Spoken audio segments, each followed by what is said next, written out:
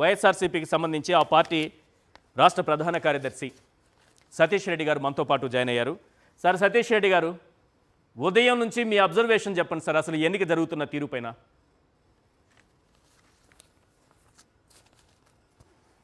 ఇది ఒక ఎన్నిక అని చెప్పుకునేదానికే సిగ్గుచేటు. ఈ ఎన్నికలు నిర్వహించినాం.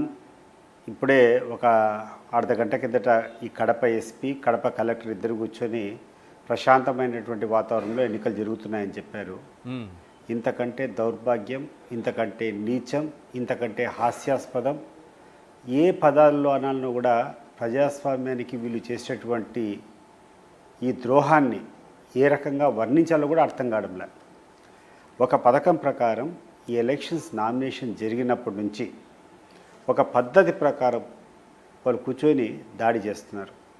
మొట్టమొదట సురేష్ రెడ్డి అని చెప్పేసేటువంటి మా కార్యకర్తను పెళ్ళికి పోతే పెళ్లిలో దాడి చేసి కొట్టారు.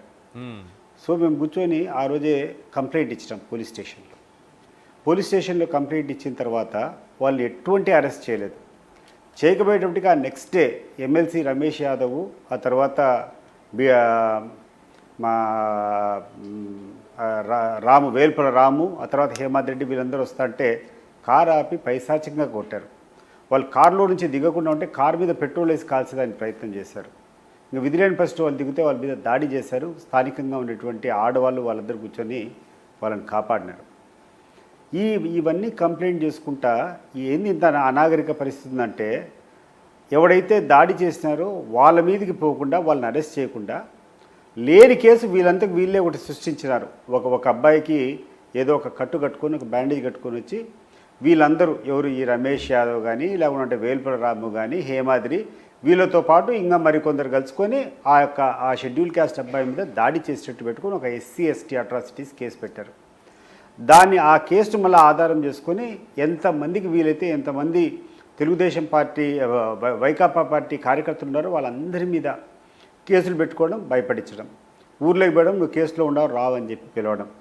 లాస్ట్కి ఎలక్షన్ ముందు ఒక 2-3 డేస్ నుంచి మగవాళ్ళు అనేవాళ్ళు ఎవరు కూడా యాక్టివ్గా వైసీపీకి ఉండే వాళ్ళు ఎవరు ఇళ్లలో లేకుండా ఎక్కడో పక్క ఊళ్ళలో పోయి పండుకోవాల్సినటువంటి పరిస్థితులు వచ్చినాయి.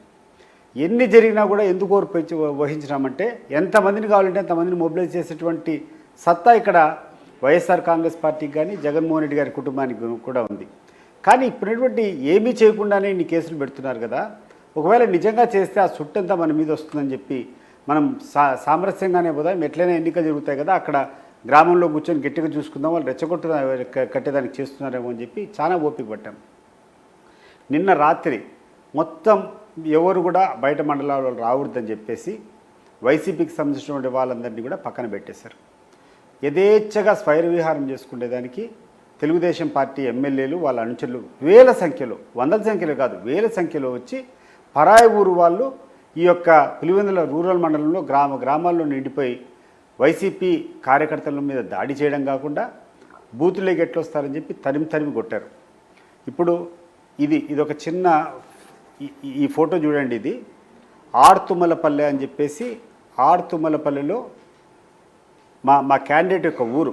ఆ ఊరిలో తెలుగుదేశం పార్టీ వాళ్ళు అట్లా కర్రలు పట్టుకొని షామ్యానాలు వేసుకొని వేల మందికి భోజనం చేస్తూ ఆడ కూర్చొని ఎలక్షన్స్ జరిపించారు.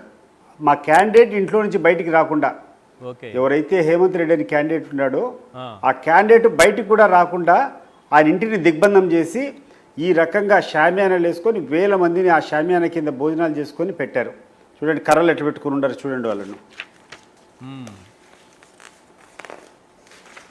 ఇది కూడా అదే ఆర్తుమలపల్లె బూత్కు సంబంధించిందే. వాళ్ళ మనుషులందరినీ పెట్టుకుని ఎవరిని రానియకుండా, గ్రామస్తులు ఎవరిని రానియకుండా వీళ్ళే చుట్టుముట్టి వీళ్ళే లోపల పోయి పోలింగ్ చేసుకుంటున్నారు. ఇది కొత్తపల్లె గ్రామంలో ఒక ఓటరు ఓటింగ్కు పోతే ఆయన బయటికి లాగి ఆయన చొక్కాలు చించి ఆయన కొట్టేటువంటి పరిస్థితి. చూడండి ఎట్లా గాయపట్టారు చూడండి, ఆ చొక్కా చిరిగింది చూడండి. చూడండి ఆ గ్రామస్తుడు పోతే ఆ గ్రామంలో ఉండేటువంటి వ్యక్తికి బయట ఊరు వచ్చి చేసేటువంటి కథ ఒకసారి చూడండి ఎట్లా జరిగిందో. ఇంత నీచమైన సంస్కృతి ఇంత చేసుకొని పోలీసు వాళ్ళని కూర్చొని వేడుకుంటున్నారు ఉదయం పూట, అయ్యా మేము మా ఓట్లు మమ్మల్ని ఏనియండి, దయచేసి మాకు ఓటింగ్ హక్కు కల్పించండి అని చెప్పి ఓటర్లను కోరుకునేటువంటి పోలీసులను ఓటర్లు కోరుకుంటున్నారు. ఆఖరికి ఇక్కడైతే ఒక అతను కాళ్ళ మీద పడినాడు పోలీసు వాళ్ళకు, మా ఓట్లు వేయించండి సార్, ఇదేం సార్ అన్యాయం అని. ఇంత దారుణమైనటువంటి పరిస్థితులు ఇక్కడ ఉంటే ఈ ఎస్పీ కలెక్టర్ కూర్చొని ఇక్కడ ఫ్రీగా పోలింగ్ జరుగుతుంది, ప్రశాంతంగా పోలింగ్ జరుగుతుందని మాట్లాడుతున్నారు. ఎంత నీచమైనటువంటి సంస్కృతి ఒకసారి ఆలోచన చేయండి. ఇక్కడ ఉన్నటువంటి ఈ వాతావరణానికి అంతా కూడా కారణం ఏంటంటే ఆడున్నటువంటి పవర్లో ఉన్నటువంటి ముఖ్యమంత్రి కొడుకు లోకేష్ చేస్తున్నటువంటి అరాచకం. నాకు 2-3 రోజుల నుంచి కూడా చెప్తున్నారు, ఎటువంటి పరిస్థితుల్లో ఏం చేస్తారో తెలియదు, నాన్నకు గిఫ్ట్ ఇవ్వాల్సిందే, డాడీకి గిఫ్ట్ ఇవ్వాల్సిందే ఈ యొక్క పులివెందుల జెడ్పీటీసీ అని చెప్పి లోకేష్ రెచ్చగొట్టి వీళ్ళందరినీ కూడా ఈ జెడ్పీటీసీ నువ్వు రక్తపాతం చేస్తావో ఏం చేస్తావో తెలియదు. అతనికి సునకానందం, వాళ్ళ నాన్న కుప్పంలో మున్సిపాలిటీ అవన్నీ ఓడిపోయారంట, దానికి ప్రతీకారంగా గిఫ్ట్ ఇవ్వాలని చెప్పేసి ఇక్కడ కుప్పంలో చంద్రబాబు నాయుడు గారు ఈరోజు అట్లా కాదు కదా, నువ్వు ప్రజలు ఆ రోజు ఓడించారు ఏం చేశారో, కాబట్టి ఆయనకి ఈరోజు గిఫ్ట్ కావాలంట. గిఫ్ట్ కావాలి కాబట్టి ఆ గిఫ్ట్ కోసం మీరు ఏం చేస్తారో నాకు తెలియదు అని చెప్పి స్థానికంగా ఉన్నటువంటి ఈ లీడర్లకు రెచ్చగొట్టి ఈ కార్యక్రమాలన్నీ చేశారు. ఇక్కడ పరిస్థితులు ఎట్లున్నాయంటే ఈ లోకేష్ యొక్క ప్రసన్నం పొందేదానికి వీళ్ళకి కావాల్సినటువంటి చిన్న చిన్న పనులు చేయించుకునేదానికో పదవులు చేయించుకునేదానికో ఎక్కడికైనా దిగజారి ఇటువంటి అరాచకాలు చేస్తాడు. బాధాకరమైన విషయం ఏంటంటే ఇటువంటి వాతావరణం ఒక 20 సంవత్సరాల కిందట ఉండింది మాకు. 20 సంవత్సరాల నుంచి ఒక 15 సంవత్సరాల నుంచి ఎటువంటిది లేవు, అందరం హ్యాపీగా ఉన్నాం, ఎవరు ఓటు వాళ్ళు వేసుకుంటూ వస్తున్నాం. ఇటీవల పులివెందుల్లో జరిగినటువంటి అన్ని ఎన్నికల్లో కూడా స్వేచ్ఛగా పోయి ఎటువంటి ప్రాబ్లం లేకుండా నిర్భయంగా ఓటేసుకున్నాం. ఎమ్మెల్యే ఎలక్షన్స్కి వేసుకున్నాం, ఇటీవల గ్రాడ్యుయేట్స్ ఎలక్షన్స్ జరిగితే గ్రాడ్యుయేట్ ఎలక్షన్స్ కూడా స్వేచ్ఛగా వేసుకున్నారు. కానీ ఈరోజు ఒక జెడ్పీటీసీకి అది కూడా 10 నెలలు మాత్రమే వ్యవధి ఉండేదానికి కేవలం చంద్రబాబు నాయుడు మెప్పించేదానికి, లోకేష్ మెప్పించేదానికి స్థానికంగా ఉండేటువంటి ఈ నాయకులు చేసినటువంటి ఈ అరాచకాన్ని ఈ రాష్ట్రం అంతా కూడా గుర్తుపెట్టుకోవాలి. ఇది ఇంతటితో ఆగదు. ఇది ఈరోజు వీళ్ళు మొదలు పెట్టినారు, ఇది ఆనవాయితీ అయిపోతుంది. నా బాధ అంతా ఏంటంటే ఈరోజు వీళ్ళు పెట్టేటువంటి కార్యక్రమం ఆనవాయితీ అవుతుంది. ఆనవాయితీ అయినప్పుడు ప్రతి గ్రామంలో కూడా ప్రతి ఒక్కడు నేను సర్పంచ్ కావాలనో, నేను జెడ్పీటీసీ కావాలనో, నేను రాజకీయం ఎదగాలనో కొన్ని వందల మంది ఉంటారు ఉత్సాహంగా ఉండేవాళ్ళు. అది వాళ్ళ రైట్. వాళ్ళు ఇప్పుడు నిలబడాలంటే ఆ ఊళ్ళలో పోయి గ్రామాల్లో పోయి నిలబడాలంటే 25 సంవత్సరాలు 30 సంవత్సరాల కిందట మేము రాయలసీమలో ఎట్లా ఎలక్షన్ చేస్తున్నామో మళ్ళీ ఆ వాతావరణం తీసుకొని రావాలా. ఇప్పుడు మళ్ళా మేము నాటు బాంబులు తయారు చేయించుకోవాలా, మేము ఆయుధాలు తయారు చేయించుకోవాలా, ఏట కొడవలని తయారు చేసుకోవాలా, ఒక ప్రైవేట్ ఆర్మీ తయారు చేసుకోవాలా, అది సిద్ధంగా పెట్టుకొని ఎదుర్కోవాలా. గతంలో ఎప్పుడైనా ఫ్యాక్షన్ వర్గాలు కొట్లాడుకొని ఒక వర్గాన్ని డామినేట్ చేస్తే వాళ్ళు పోయి రిగ్గింగ్ చేసుకునే వాళ్ళు. మొట్టమొదటిసారి ఈరోజు ఏం చేస్తున్నామంటే ఈ యొక్క పోలీసులు స్పాన్సర్డ్, గవర్నమెంట్ స్పాన్సర్డ్ టెర్రరిజం చూస్తున్నాం. ఒకవైపు వైసీపీ వాళ్ళందరినీ తీసుకొని పోయి అరెస్ట్ చేయడము, బైండ్ ఓవర్ అని పెట్టడము, లేకుండా ఉంటే ఒక ఫాల్స్ కేసులో వాళ్ళను ఇంప్లికేట్ చేయడము, చేసిన తర్వాత వాళ్ళని ఇళ్ళ దగ్గర కూడా రానియకుండా, బూతుల దగ్గరికి ఓటర్లు రానియకుండా పోలీసులే అడ్డుకొని ఒక వర్గానికి స్వేచ్ఛగా యథేచ్ఛగా వాళ్ళు కావాల్సింది చేసుకునేటువంటి పరిస్థితులు కల్పించినటువంటి ఈ పోలీస్ అధికారులకు, ఈ డిఐజీకి, ఈ కలెక్టర్లకు నమస్కారం సార్. ఇట్లే చేసుకోండి, మీకు ఏమేమి కావాలనో, బట్ గుర్తుపెట్టుకోండి ఈ శాపం మీకు తగులుతుంది. ఈరోజు మీరు చేసినటువంటి చిన్న విచ్ఛిన్నకరమైనటువంటి సంఘటన కాదు, ఏదో చిన్న ఒక దెబ్బ తగులితే పోతుంది. కానీ ఈరోజు ఎన్ని గుండెలు బాధపడ్డాయో, ఎంతమంది ప్రజాస్వామ్యవాదులు ఈరోజు తలదించుకుంటున్నారో, ఈరోజు ఈ దేశంలో ఇంకా అంతో ఇంతో గౌరవం ఉందంటే, ఈరోజు ఈ భారతీయులకి ఏదైనా గౌరవం ఉందంటే మనం గొప్పగా చెప్పుకునేది వీఆర్ ద బిగ్గెస్ట్ డెమోక్రసీ అంటాం. What sort of a democracy are we encouraging? SP గారు, కలెక్టర్ గారు ఒకసారి చూడండి. మీరు ఈ జిల్లాలో ఉన్నటువంటి ఎలక్షన్ సవ్యంగా జరిపించాలి. అట్లాంటిది పోయి అరాచకానికి మీరే దగ్గరుండి ప్రోత్సహించి ఆ తర్వాత తీరిగ్గా మధ్యాహ్నం వచ్చి ప్రశాంతంగా ఎన్నికలు జరుగుతాయని అంటారే, ఏమన్నా మీకు ఇదేమన్నా న్యాయంగా ఉందని చెప్పి నేను అడుగుతున్నాను. ఉదయం నుంచి 11 గంటల వరకు యథేచ్ఛగా వాళ్ళు ఇష్టం వచ్చినట్టు వేయించి ఇప్పుడు అంతా రెడీ, మీరు వచ్చి ఓట్లు వేసుకోమంటారు. ఎట్లా సార్ ఈశ్వర్ గారు? ఒక 40 to 50% ఓటు వాళ్ళు దొంగ ఓట్లు వాళ్ళు ఇష్టం వచ్చినట్టు కూర్చొని వేసిన తర్వాత ఇప్పుడు రండి మీరు ఎవరు కావాలన్నా కూడా మీకు స్వేచ్ఛగా వేసుకోండి అని చెప్పి ఈ పోలీసులు పిలుస్తున్నారే, వీళ్ళకు సిగ్గు మనం ఉందా అని చెప్పి ఆలోచన చేయాలి మనం. రెండవది, ఇప్పుడు ఒక లిస్ట్ మీరు చూపించారు, ఫలాని వ్యక్తి ఫలాని జమల్ మడుగు అని చెప్పి. ఒక వ్యక్తి కాదు ఈశ్వర్ గారు, ఆ లిస్టు యాక్చువల్గా ఫోటోగ్రాఫర్లు కానీ ప్రెస్ను కానీ ఉదయం నుంచి 10:30 వరకు ఎవరినే కానీ పోలింగ్ స్టేషన్ దగ్గర పోనీలేదు. మీరు ఒకసారి అడగండి, ఏ ఫోటోగ్రాఫర్ అయినా, ఏ వీడియోగ్రాఫర్ అయినా, ఏ ఛానల్ వాళ్ళైనా ఉదయం నుంచి అడిగి పోయినారేమో ఒకసారి ఆలోచన చేయండి. ఎవరిని రాలే, ఇంక్లూడింగ్ ప్రెస్ సీట్స్ పక్కన వారేసినారు. ఓటర్లు, ఆ ఊర్లలో ఉండేటువంటి ఓటర్లు పక్కకేసి బయట ఊరు నుంచి వచ్చేటువంటి వాళ్ళు క్యూలో నిలబడ్డారు. మీరు ఆ ఫోటో చూపించి ఒక వ్యక్తి పేరు చెప్పారు కదా, ఒక్క వ్యక్తి కాదు, ఆ క్యూలో ఉండే వాళ్ళల్లో లోకల్ వ్యక్తిని ఒక్కరిని చూపించమని చెప్పు. That photo was released by TDP. ప్రశాంతంగా ఎన్నికలు జరుగుతుందని చెప్పేసి వాళ్ళు ఫోటో తీసి పెట్టిన ఫోటోనే నేను చూపించి దాంట్లో ఒక్కడు స్థానికుడు ఫోటో, అది ఒక్కడు స్థానికుడున్నాడేమో చూపించమని చెప్పు. ఎందుకంటే మనకు పూర్తి డీటెయిల్స్ రాలేదు కాబట్టి ఒక వ్యక్తిని చూపించి పలానా వ్యక్తి జమల్ మడుకు సంబంధించినటువంటి మార్కెట్ యార్డ్ వైస్ చైర్మన్ అని చెప్పినాం కానీ నాట్ వన్, ఆ టోటల్ ఆ క్యూలో ఉండేటువంటి వ్యక్తిలో ఒక్క వ్యక్తి అయినా ఆ నల్లపరెడ్డిపల్లికి సంబంధించినటువంటి చూపించండి నాకు. ఉదయం నుంచి ప్రెస్ని అడగండి, ఏ టీవీ అయినా ఏ ఛానల్ అయినా ఎవడైనా లోపలికి అలౌ చేశారేమో చెప్పండి. పోలీసులు చెప్పాలి. ఈరోజు ప్రజాస్వామ్యంలో నువ్వు ఈ పత్రికా వాళ్ళని కూడా నువ్వు ఆడికి లోపలి పంపించకుండా చేసి ఈరోజు బయటకు వచ్చి మేము చాలా ప్రశాంతంగా ఎన్నికలు జరుగుతున్నాయని చెప్తున్నావు. దౌర్భాగ్యం కాదా ఇది? నాకు ఒక వైఎస్ఆర్ కాంగ్రెస్ పార్టీ ఒక నాయకునిగా, ఇంకోటి పక్కన పెట్టండి, ఒక ప్రజాస్వామ్యవాదిగా ఈ దేశంలో ప్రజాస్వామ్యం విరజిల్లాలని చెప్పి కోరుకునేటువంటి ఒక సామాన్య ఓటర్గా రేపు భవిష్యత్తులో ఏమైనా ఎన్నికలు ఉంటే ప్రతి ఒక్కరు స్వేచ్ఛగా పాల్గొనాలనేటువంటి ఐడియా ఉండేటువంటి వ్యక్తిగా ఈరోజు చెప్తున్నాను. మీరు చేసినటువంటి ఈ అనాగరిక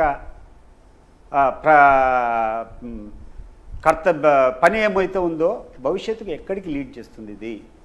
దీనివల్ల రాబోయే ఎన్నికల్లో ఎవరైనా పోటీ చేసేదానికి వీలుంటుందా? ఒకవేళ పోటీ చేయాలంటే పోలీసుల మీద నమ్మకంలా, అవతల మీద నమ్మకంలా, ఎవడేం చేస్తాడో తెలియదు. దాన్ని అరికట్టాలంటే ఏం చేయాలా? గతంలో మేము 30 సంవత్సరాల కిందట చేసేవాళ్ళం. నాటు బాంబులు తయారు చేసుకొని పెట్టుకునే వాళ్ళం. పోలింగ్ బూత్కు ఒక 30-40 బాంబులు. ఎక్కడన్నా మా దిశలో ఉంటే వాళ్ళ దగ్గరటువంటి తుపాకులో, నాటు తుపాకులో, దొంగ తుపాకులు తీసుకొని వచ్చి పెట్టుకునే వాళ్ళం. యాట కొడవళ్ళు ఒక 50-100 తెచ్చుకొని కాపు కాసుకొని బూత్ దగ్గర కాయలు కాచుకునే వాళ్ళం. మళ్ళా ఆ నాగరిక పరిస్థితి ఈరోజు తీసుకొని వచ్చినారు. దీనికి కారణం అన్నటువంటి లోకేష్ అయితే, ఇక్కడ ఎంకరేజ్ చేసేటువంటి ఆఫీసర్లు అయితే స్థానికంగా చిన్న పదవుల కోసం ఒక ఎమ్మెల్సీ కావాలని ఒకడో, లేకుండా అంటే 4 కోట్లు 5 కోట్ల లాభాలు రావాలా, డబ్బులు సంపాదించుకునేటువంటి ఆశతో వీళ్ళందరూ కూర్చొని ప్రజాస్వామ్యాన్ని మొత్తం కూనీ చేసేసినారు. వ్యవస్థనే కూనీ చేసినారు. రాబోయే కాలంలో ఇటువంటి సంఘటనలు జరిగి ఈరోజు బాంబుల సంస్కృతి మళ్ళా వచ్చి, ఈ వేటకడోళ్ళు సంస్కృతి మళ్ళా వస్తే కేసులు ఎవరి మీద పెడతారు? పట్టుకునే వాళ్ళ మీద కేసు పెడతారు. వీళ్ళు ఎక్కడికి పోవాలా? తలదాచుకునేదానికి అడవుల్లోకి పోవాలా, నక్సలైట్గా మారాలా? ఎక్కడికి పోతుంది? మీతో ప్రసాద్ గారు ఒకసారి మాట్లాడతారు. ఈ నాగరిక కాలంలో ఇంత నీచంగా తండ్రికి మా డాడీకి గిఫ్ట్ ఇవ్వాలా నేను పులివెందుల అనే దానికోసం ఇంత అరాచకం చేయాలన్నా? ఈడ వీళ్ళు చేసినటువంటి అరాచకం చూసి అతను ఆ రాంప్రసాద్ అనేటువంటి మినిస్టర్ అంతవరకు అక్కడ ప్రశాంతంగానే ఉండింది. వీళ్ళు చేసేటువంటి అరాచకం చూస్తేనే అతనికి లేసింది అనమాట, ఇక్కడ వాళ్ళు చేస్తే నేను ఎందుకు చేయకూడదని. ఒక మినిస్టర్గా ఉండి ఒక బూత్లోకి పోయి ఏజెంట్లు బయటికి లాగి మీరు ఎంత పైశాచికంగా కొట్టారు చూశారు కదా. ఏం చెప్పాలనుకున్నారు వీళ్ళంతా నాకైతే అర్థం కావడం లేదు. అన్నిటికంటే బాధ, సరే పార్టీలో ఉండేవాళ్ళు ఎంత పనికిరాని పని అయినా చేయని, దీన్ని సమర్థవంతంగా ఎదుర్కోవాల్సింది జిల్లా యంత్రాంగం కదా, పోలీసులు కదా, వాళ్ళదే కదా బాధ్యత. ఇక్కడటువంటి ప్రజల యొక్క ప్రాణాలు కాపాడేది కానీ, లేకుండా ఉంటే ఇక్కడ ఏదైనా ఎన్నికల ఇవన్నీ జరగాలంటే, సవ్యంగా జరగాలంటే దానికి బాధ్యత ఎవరిదండి? మరి వీళ్ళు చేసేటువంటి పాత్ర ఏంది? అర్ధరాత్రి నుంచి విపరీతంగా వేలు వాళ్ళు వస్తా అంటే వాళ్ళని కూర్చొని అకామిడేషన్ ఇచ్చి వాళ్ళకి సేవలు చేసుకొని వాళ్ళకు ప్రొటెక్ట్ చేసుకుంటా ఈరోజు స్థానికులను ఆ ఊర్లో ఉండేటువంటి వాళ్ళు భయపడి బందిపోట్లు కదా ఊరి మీద దాడి చేస్తే మనం ఎట్లా దాముకునే వాళ్ళము ఆ రోజుల్లో గ్రామాల్లో ఉండే ప్రజలు ఆ రకంగా ఈరోజు దాచుకొని మా సొంత గ్రామాల్లో మా సొంత ప్రజలు బయట నుంచి వచ్చేటటువంటి ఈ దౌర్భాగ్యాలకు ఈ రౌడీల మూకలకు భయపడి ఉండాల్సి వచ్చింది. ఇది మీరు చేసేటువంటి పరిస్థితి. రైట్. బట్ ఒకటి మాత్రం చెప్తున్నాను ఈశ్వర్ గారు, ఈరోజు లోకేష్ చేసేటటువంటి ఈ వెధవ పని, దాన్ని సమర్థించినటువంటి చంద్రబాబు నాయుడు, వీళ్ళిద్దరూ కూడా గుర్తుపెట్టుకోవాలా. ఇతను దుర్యోధను మాదిరి అహంకారంతో నేను ఏదంటే అది చేస్తాననేటువంటి అహంకారంతో ఈ లోకేష్ వ్యవహరిస్తాడు. ఆయనకు అంత ఎక్స్పీరియన్స్ ఉండి అన్నీ ఉన్నా కూడా కొడుకు మీద మోస్తూ ఆ దుర్యోధనికి ఏం అడ్డం చెప్పలోని ధృతరాష్ట్రుని మాదిరి అతను చూస్తూ ఉన్నాడు. ఇతను చేసే అహంకారానికి, అతను చూస్తూ సహించిన దానికి ఏ రకంగా కౌరవులంతా నాశనం అయిపోయినారో ఆ రకంగా ఈ తెలుగుదేశం పార్టీ అంతా నాశనం అయ్యేదానికి ఈరోజు బీజం పడింది. అది గుర్తుపెట్టుకో లోకేష్, గుర్తుపెట్టుకో. ఈరోజు నీ నాశనానికి నువ్వే విత్తనం నాటినావు. ఇది ఈ సందర్భం మళ్ళీ నీకు చెప్తాం నిదానంగా, టైం వస్తుంది నీకు రిపీట్ చేసేదానికి. ఈరోజు నువ్వు చేసేటువంటి యాక్షన్స్ అన్నీ ఏ తమాషగా ఉందా? ఇక్కడ ఏమంటే ప్రజాస్వామ్యం అంటే నీకు అంత అపహాస్యంగా ఉందా? ఈడ ఓటర్లు ఇక్కడనేటువంటి స్థానికంగా ఉండేటువంటి ఓట్లు ఈ దొంగల మాదిరి ఈరోజు బందిపోట్ల మాదిరి వచ్చి పక్కన ఊరోళ్ళందరూ వచ్చి గ్రామస్తుల మీద దాడి చేసి మేము అరిచేత్తో ప్రాణాలు పెట్టుకుని ఉండాలనా? దానికి గినటువంటి పోలీసులు సహకరిస్తారా?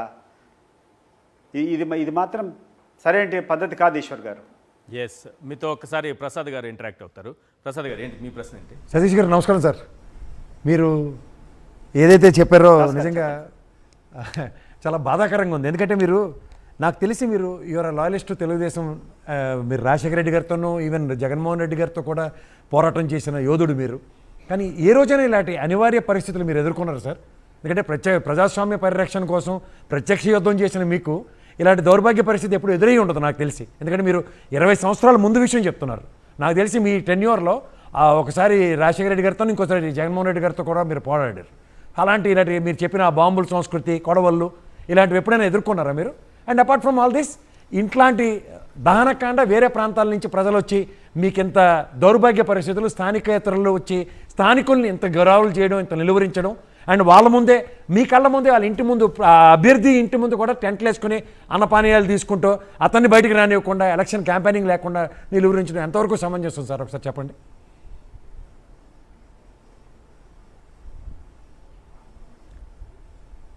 Yes, audio problem